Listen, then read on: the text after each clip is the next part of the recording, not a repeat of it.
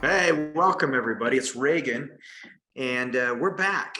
And so, for those of you who are joining us live, it's really good to have you here. For those of us who listen to the Healthcare Entrepreneur podcast, what we're going to be covering today are some action items that will get you prepared for this weekend. Because Annie, what do we have coming up this weekend? Holy cow, what don't we have coming up this weekend? So we've got two fun-filled, jam-packed days of learning and just like exciting education ahead of us. So day one is all going to be about business tactics, marketing, building your true purpose and your story behind your practice and how to effectively market that.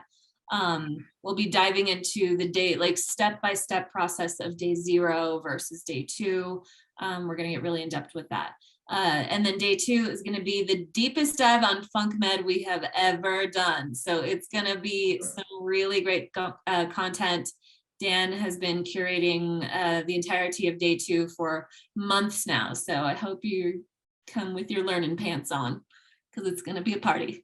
Bring your party pants and your learning pants. And don't forget your game face.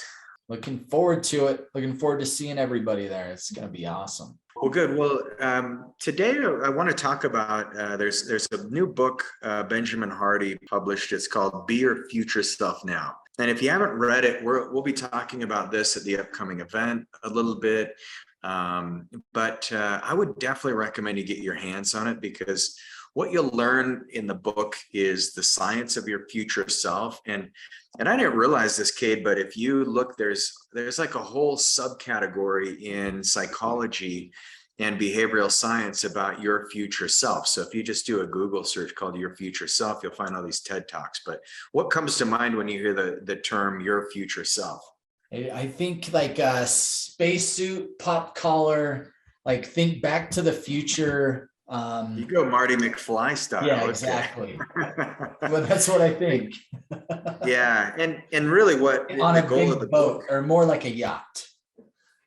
yeah, that's great. But what he's doing is he's saying, okay, let's get your future self in the present moment. And that's kind of the cool thing. I had a conversation with my daughter, Zoe, over the weekend.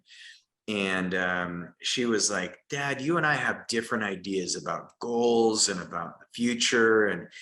And why can't you just be present and just focus on, being present? And I'm like, well, I think being present is really important. But actually, if you think about humans, we're always looking into the future. And I'm like, look, even you're driving right now, because I was teaching how to drive. And I'm like, you actually missed the turnoff because you were thinking about being present right here, right now. And so I said that the problem with that is most humans, if we just spent all of our time focused on being present, we're just going to go in circles. And actually in the book, Dr. Hardy gives a really good study where people were giving a GPS tracker and they were told to walk for 20 minutes in as straight of a line as they could possibly go.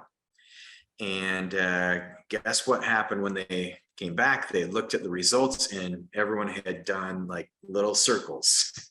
And some went to the right, and then other people who looked at the way the study was designed, they said, oh, well, maybe they have like a limp or something. So they said, all right, well, we'll do it again with the same people.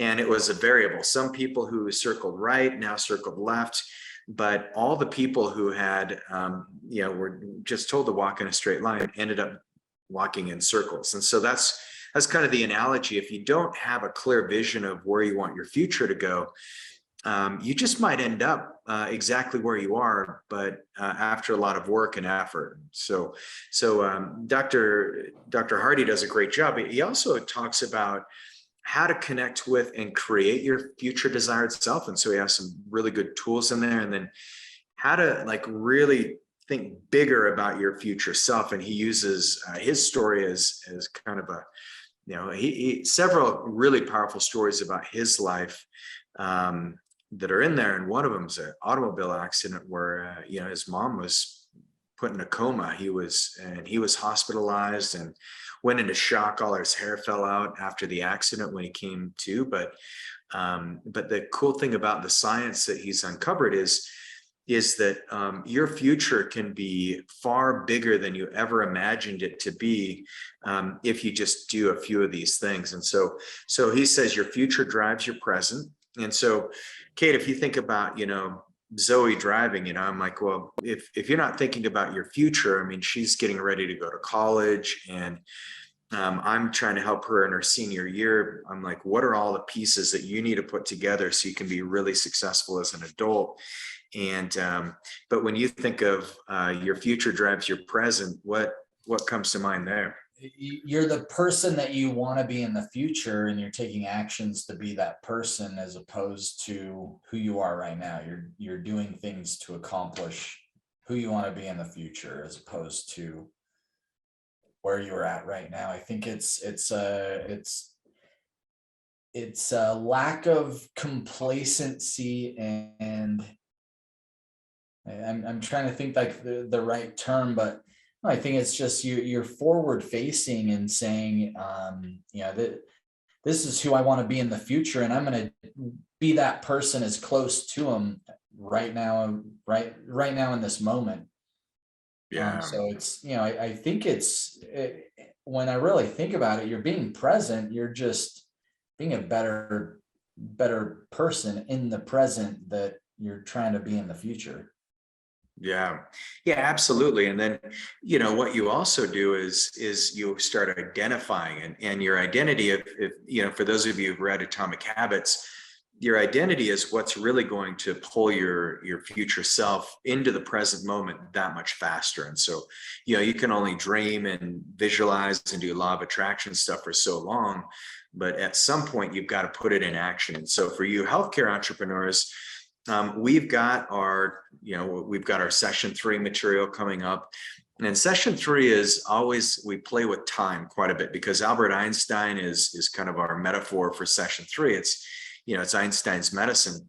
And so one of the things you can do very quickly is you can say, well, what's the fastest way to slow down time? And believe it or not, it's to speed up. So if Cade, if you were in an airplane and you were traveling 500 miles per hour around the globe over the next 5 years, and then you came out of the plane, and you would have aged slower than those of us who are stuck on planet Earth, because you're moving faster. So it's an interesting thing is to think about, but really, if you think about when time slows down is when you're in a flow state. And a lot of times we are moving fast, right? In a flow state, if you're mountain biking, or if you're, when you're on your, it's wake surf, if you're wake surfing, if you're out running, even if you're in a project and you're just like, oh man, suddenly it starts coming to you, all the information, and you start creating something magical. Time is actually, it feels like it slows down in that moment. And so your future self is a really good way of kind of capturing a future vision of who you are. So entrepreneurs, the other thing I thought would be really helpful for this is just summarizing, some of the notes that I've got is the more connected you are to your future self, the more will be able to take better actions today to take care of your future self. So, then you're like, well, do I really want to go to bed early, or should I stay up late? Or do I really want to eat the vegetables, or start counting my macros, or whatever the challenge is in your life? Or, the bigger thing is in your practice, are you really ready to go to the next level and actually start helping people? Or do you want to continue to play it small? And I know in my life, I had a pivotal moment when I was, I guess I was about 5 years into practice, maybe a little bit longer. And I realized, I do not want to do this on my own. I've got to get some help. And I'd been slugging it out, and had a very successful acupuncture practice, but I realized like it just wasn't enough. And I remember talking to Dr. Pam Vincent. I worked with her. She's a neurologist. Worked with her for the first 7 years, and I said, you know what, I really want to start bringing in more functional medicine. I want to do other types of care that's very innovative, and there's not a lot of people doing it. So Dr. Vincent and I, as we sat down, and talked about it. She was super helpful in helping me understand like where, what you could put into an entire program that patients would really get the help that they need. And so that came, and then Cade, you remember the physical medicine programs. We started putting in trigger point injections for people in pain. We started running ALCAT, the food sensitivity labs. And I think we ran like 500 or 600 of those a year for a couple of years. I mean, we were banging them out. But the other thing that she did is she said, yeah, I think, bringing on like holistic healing is really important, especially when it's backed up by science. And so, we started building Lyme protocols and helping patients who had mold exposures, heavy metal toxicities, helping patients get off medications, especially the patients who are on neuropathy medications like the Lyrica, Neurontin, gabapentin. So that was a really fun journey. But if I didn't start seeing a bigger future, I would never have asked her the question. And then that led to her daughter ended up graduating from med school at the University of Utah, finished her residency, and I hired her daughter. And then, Nikki and I worked together. Do you remember Nikki, Cade? I don't know if you got a chance to spend much time with her as kind of you were doing. Oh, nice. Annie does. Yeah. Annie does for sure. We crossed paths a few times, but it was very short-lived. Yeah. It was like as I was coming in. She was super sweet, but and helpful, but it was, it's just kind of that one thing and how many of you can look back on your life and you say, there's this one problem that I was trying to solve. There's one issue, one barrier that I could not get. I know where my future self wanted to be, but I didn't know how to get there. How many of you have experiences like that? Or Cade, maybe you've got something you want to share.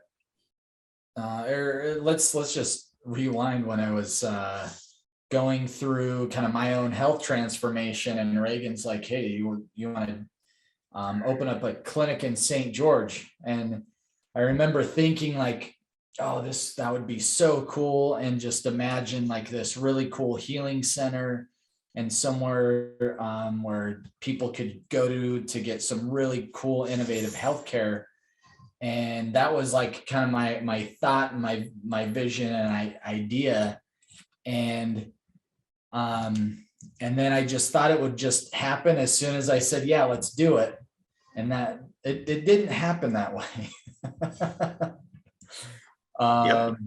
It took a few years to really blossom into what we have today, but that was an incredible journey, incredible learning experience, and really it's humbling just to kind of rewind and think back to then versus now, and my mindset, understanding, and learning aspects were totally different then.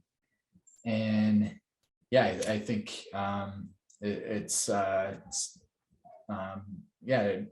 feels good to see just ultimately where it's been and where it's come, and now looking into the future and saying, okay, this is where we're headed. This is where we want to go. We want to build this $10 million functional medicine and more innovative healthcare through virtual means, through retreats and other ways of bringing people together and bringing health through the whole nation and whole world. And it's really exciting and a fun journey to think about. Hey everybody, Regan Archibald here. I hope you enjoyed the Go Wellness show and maybe learned a couple things you could apply to your practice. If you're a healthcare entrepreneur who wants to work in an academic think tank with like-minded humans who are just like you, looking to provide better service, better quality of care for your patients, reach us at info@gowellness.com and we're happy to do a free practice analysis for you.